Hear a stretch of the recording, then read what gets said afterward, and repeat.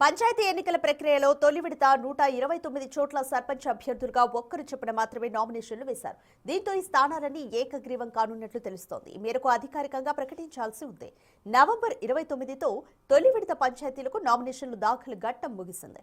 మొత్తం 4231 సర్పంచ్ పదవులకు గాను సోమవారం నామినేషన్ల పరిశీలన అనంతరం 22,330 మంది మిగిలారు. ఈ పంచాయతీల్లో నామినేషన్ల ఉపసంహరణ తర్వాత ఏకగ్రీవాల సంఖ్య కూడా పెరిగే ఛాన్స్ ఉంది.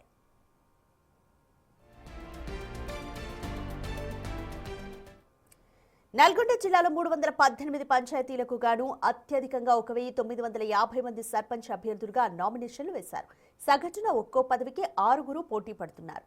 ములుగు జిల్లాలో అత్యల్పంగా నమోదయ్యాయి. ఇక్కడ 48 పంచాయతీలకు కేవలం 273 మంది మాత్రమే నామినేషన్లు వేశారు. రాష్ట్రంలోనే ఇది అత్యల్పం.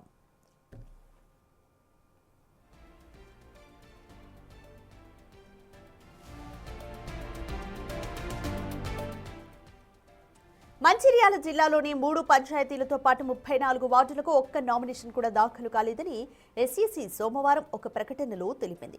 కొమరం భీం జిల్లాలో ఒక సర్పంచ్ స్థానంతో పాటు 30 వార్డ్స్కు, నిర్మల్ జిల్లాలో ఒక పంచాయతీతో పాటు 7 వార్డులకు నామినేషన్లు దాఖలు కాలేదు. వికారాబాద్ జిల్లాలో 19, జనగాం జిల్లాలో 10 వార్డులకు, మరికొన్ని జిల్లాల్లో కూడా కొన్ని వార్డులకు నామినేషన్లు దాఖలు కాలేదని ఎస్ఈసీ తెలిపింది.